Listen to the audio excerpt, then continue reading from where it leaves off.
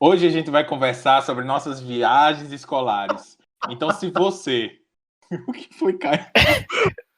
Eu tive uma crise de riso. Cancela aí, começa de novo. Não, tá ótimo, dá tudo certo. Vai. Hoje a gente vai conversar sobre nossas viagens escolares. E se você não quer aprender a dar perdido no aeroporto, perder o celular, atrasar um grupo inteiro de viagem e nem quer aprender como espantar um sapo, a gente recomenda que você não siga este manual. A música de entrada e alegria. Solta o som DJ. Pronto. Boa sorte, editor.